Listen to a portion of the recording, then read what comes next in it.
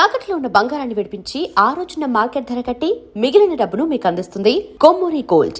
ఇప్పుడు ఎవరికి ఏది కావాలో అది కావాలి కానీ అది వదిలిపెట్టి నువ్వు you have to give that life.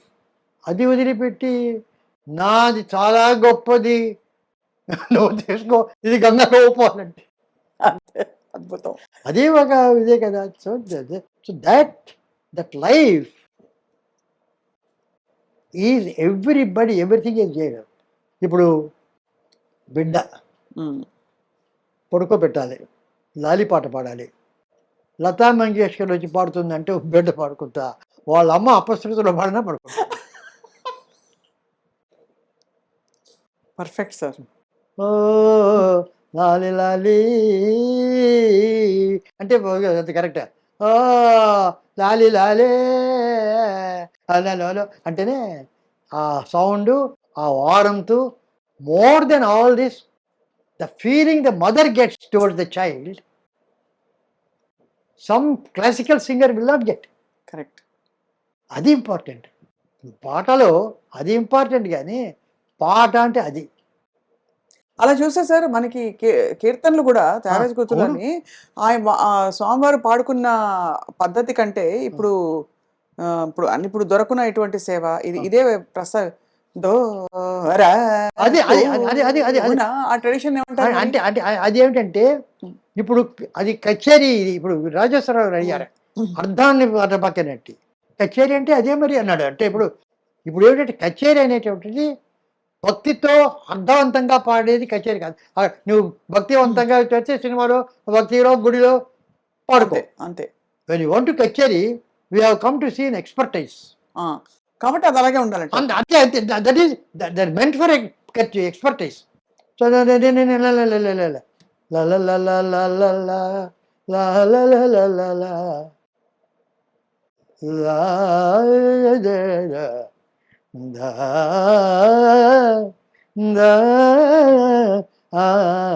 Dharani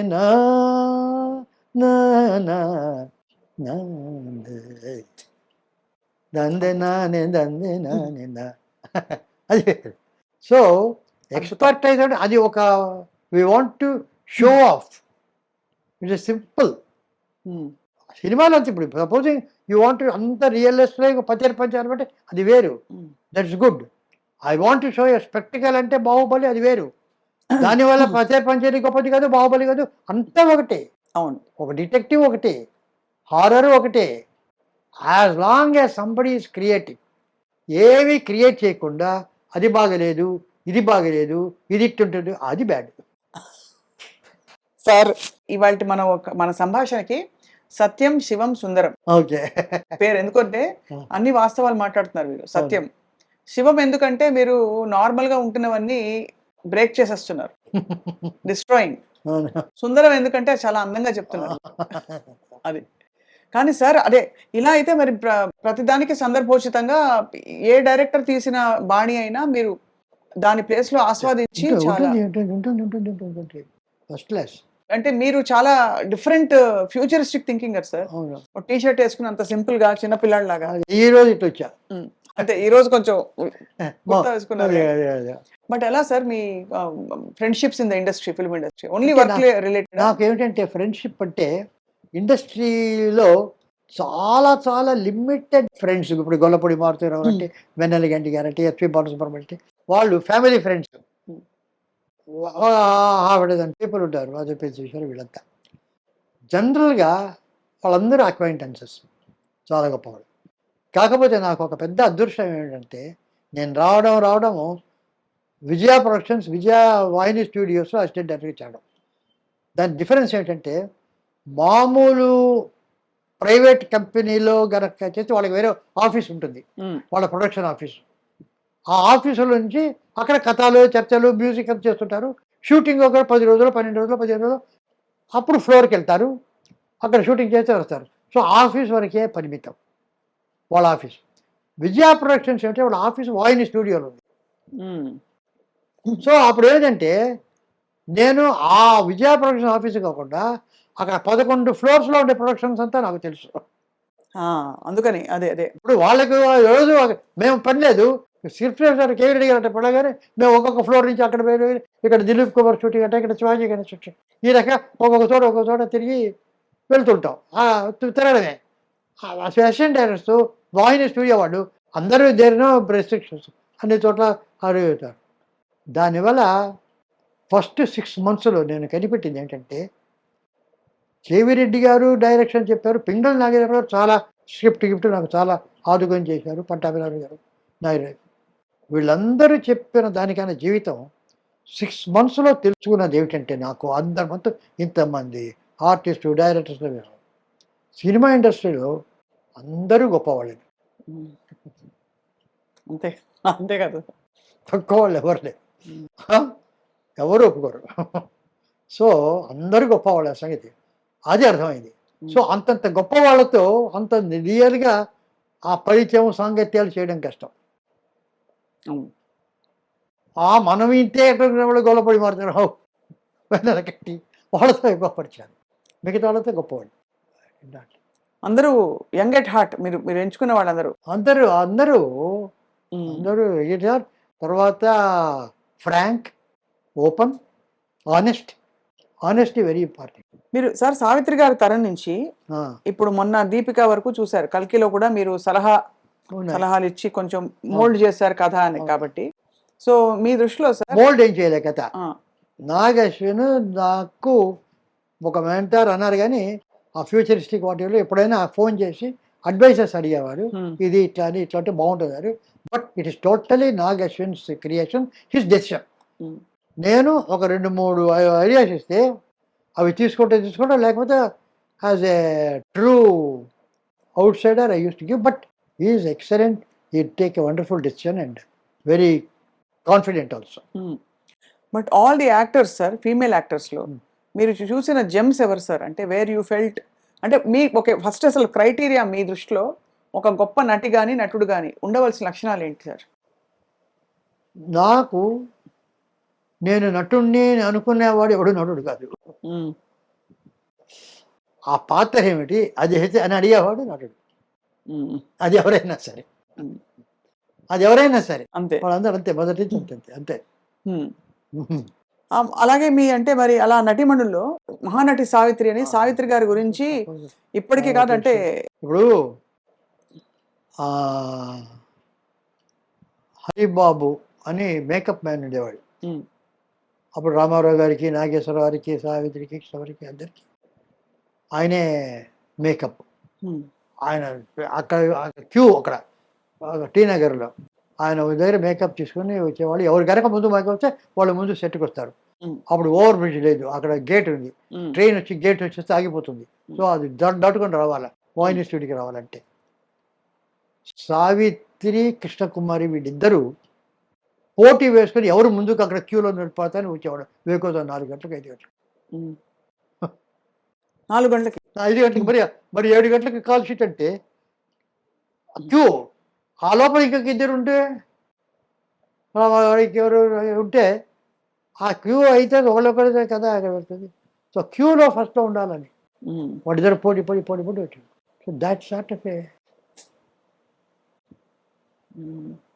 there all dedicated. శ్రీకృష్ణార్జున యుద్ధంలో హోగెనకల్లో షూటింగ్, మనసు పరిభ్రమించలేదు పాట, బి సరోజదేవి, నాగేశ్వరం. అప్పుడు అక్కడ గెస్ట్ హౌసెస్ లేవు, ఇక్కడ ధర్మపురి అనే చోట అక్కడ ఉండేవాడు. అక్కడి నుంచి వెళ్ళాలి అక్కడ 1 గంట. సో 3 గంటలు 4 గంటకి లేచి స్నానం చేసి మేకప్ వేసి అంతా చేసి ఇక్కడి నుంచి 5:30కి వెళ్తే కరెక్ట్గా 6:30కి వస్తే 7 గంటలకు కరెక్ట్గా సన్లైట్ పిక్చర్కి ఫస్ట్ షాట్ చేయడానికి రెడీ, కెమెరా అంతా రెడీ. సో ఆ రకంగా చేసేవాడు శ్రీకృష్ణ, ఆ రకంగా పెంచాడు.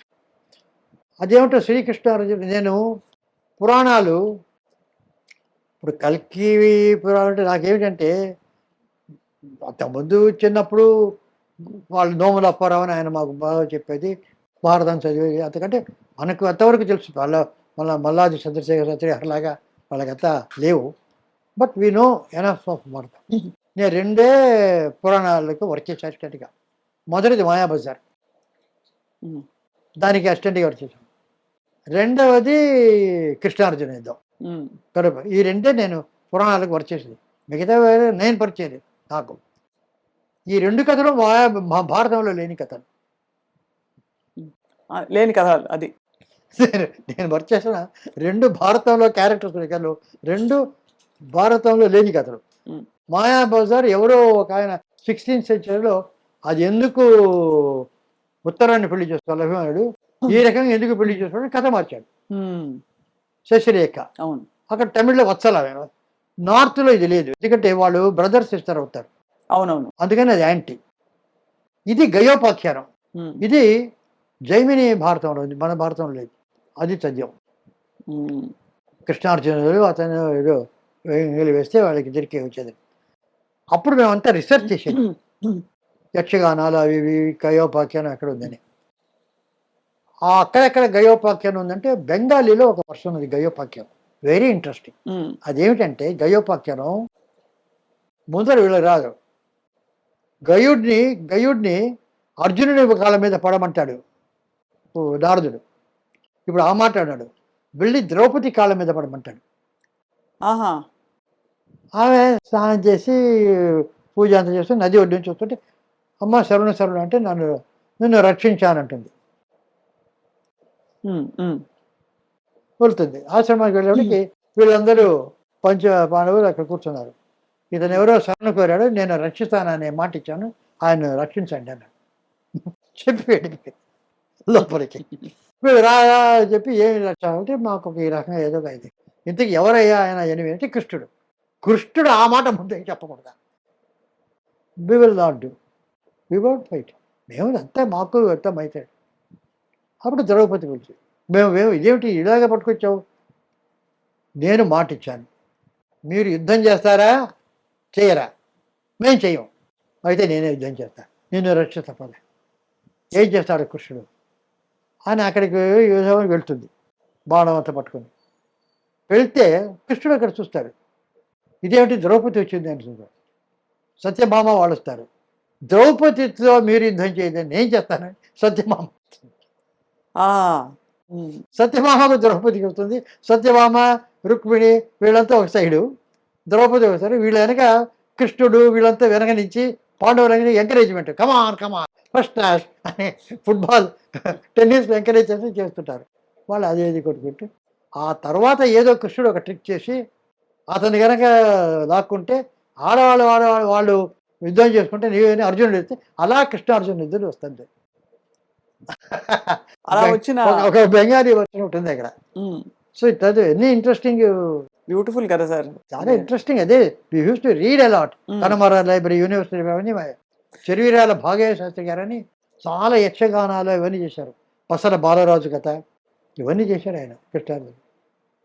So much of reading. అప్పట్లో సార్ అంత తక్కువలో అంత కళాఖండాలు చేశారు. తర్వాత ఇన్నోవేటివ్ అసలు టెక్నాలజీ ఓరియంటెడ్ సినిమాలు ఇవన్నీ కూడా చేశారు. అంటే టెక్నాలజీ అంటే బ్యాక్ టు ద ఫ్యూచర్ లాంటి సినిమా, అంటే ఆదిత్య 369 ఇలాంటి సినిమాల కాన్సెప్ట్కి మరి.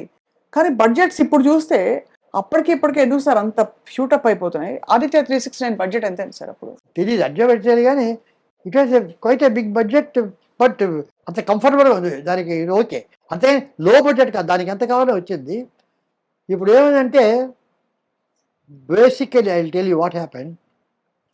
భావదారిద్ర్యం,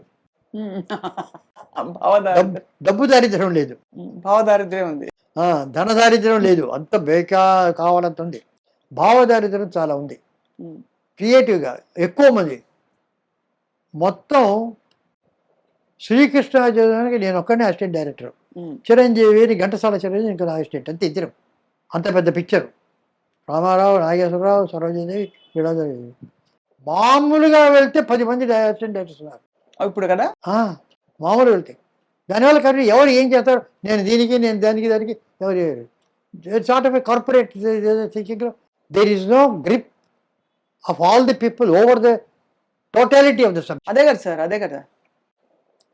అండ్ తర్వాత డిజిటల్ వచ్చిన తర్వాత ఫిలింలో సినిమా మేకింగ్ ఈజ్ జెనరిక్. అంటే మీరు మాట్లాడతారు, ఒక తరం మారిందని ఒక పిక్చర్ తీశాను నేను, బాలు మహేందర్ దాని కెమెరామెన్. అందులో ఒక జమీందారు ఒక ఆమెను he exploit sir. So short ఏమిటంటే అలా పెట్టి మంచం మీద ఆమె మాత్రం కనిపిస్తుంది, ముందు అతను కనిపించాడు, ఆ వెనక ఉన్నాడు. సడన్గా అతను లేస్తాడు, లేచి అలా వెళ్ళిపోతాడు. లేచి వెళ్తే ఆమె ఇలా తిరుగుతుంది, ఆ ఇద్దరిలో కళ్ళలో నీళ్ళు వస్తుంది. అర్థమైపోయింది విషయం. ఎక్స్ప్లాయిటెడ్, హీఈస్ హెల్ప్లెస్గా ఉన్నాడు. మౌలు మహేందర్కి చెప్పాను, ఇది కాదు చెప్పి షార్ట్ అయింది, అయిపోయింది. Mould Mahender, sir excuse me, మీరు చెప్పనిది నేను ఒకటి చేశాను, నాకు వచ్చింది, I did not tell you, excuse me అన్నారు. ఏమిటన్నారు? మీరు మామూలుగా స్టడీ షాట్ అన్నారు, నాకెందుకు ఆమె అతను వెళ్ళిపోయిన తర్వాత అలా అడుగుతుంటే అలాగా ఫేస్ మీదకి జూమ్ చేయాలనుకున్నాను, అది చేసేసాను అన్నారు. బ్రహ్మాండంగా చేసావయ్యా, చెప్పడం అది నేను చెప్పి ఉండాల్సింది ఆ షాటు, నాకు తోచలేదు. ఆ టైంలో ఆ ఫీలింగ్కు ఆ కెమెరా అలా వెళ్తేనే కరెక్ట్, ఎస్టాబ్లిష్ అవుతుంది. అవును, ఆ ఎమోషన్ వస్తుంది. So every emotion has got an angle, like everything ఒక స్వరం ఉంది. త్యాగరాజస్వామికి ఒక రకరకాల స్వరాలకి ఆ పక్కల నిలబడి అంట ఎదుట నీలచితే, సో ఈ రకంగా గ్రాఫ్ గీయొచ్చు. ఆయన పాట కనుక చేస్తుంటే ఆ శ్రీరాముల వారు ఎలా ఉన్నారు ఎక్కడ అంతా కూడా అలా గ్రాఫ్ గీయొచ్చు త్యాగరాజస్వామి. దానికి స్వరం ఎలాగో, కలర్స్ ఎలాగో, shorts they are a part of language, అలాగే చేయాలి. Now it has become not generic. Digital వచ్చిన తర్వాత ఇక్కడి నుంచి తీస్తారు, అక్కడి నుంచి తీస్తారు. నేను వాళ్ళ పేపర్ వేస్తే క్లోజప్ పేపర్ అది వస్తుంది, ఇది వస్తుంది, అన్ని యాంగిల్స్ తీసుకురావద్దు ఏర్పడతారు. Finally give it editor. So finally editor becomes the director. అద్భుతం. The director is no more a director, he takes a back seat, editor అంతవరకు అయితే. ఆ తర్వాత ఇంకెవరైనా ఛానల్ వాళ్ళు వచ్చి వాళ్ళదే పిక్చర్ అయ్యి మేము అదే అంటే వాళ్ళు ఉంటారు. అర్థమైంది sir. There are so many directors for a picture. కాబట్టి అలా కంట్రోల్ చేసేవాళ్ళు ఒకటి నాగేశ్వరరావు అలాంటి ఆ సర్కమ్స్టెన్సెస్ ఉంటే తప్ప, అదే పెద్ద పెద్ద డైరెక్టర్స్ వచ్చేస్తే తప్ప వాళ్ళకు ఉంటుంది కదా. బై అండ్ లార్జ్ ఎందుకంటే వీళ్ళు ఎందుకు అది కూడా చేస్తారు. అది క్లోజప్ తీసుంటే బాగుండేను, ఒకళ్ళు సజెషన్ తీస్తే బాగుండేను, అంత క్లోజ్గా ఉంది, లాంగ్ షాట్ తీస్తే బాగుండని, తర్వాత అంతా ఒక్కొక్కరు మాట్లాడుతుంటారు. అదే అర్థమైంది సార్. టూ మెనీ మైండ్స్, మళ్ళీ మళ్ళీ భావదారిద్ర్యం కూడా ఉంది అంటారు. So therefore there is అంత భావదారిద్ర్యం.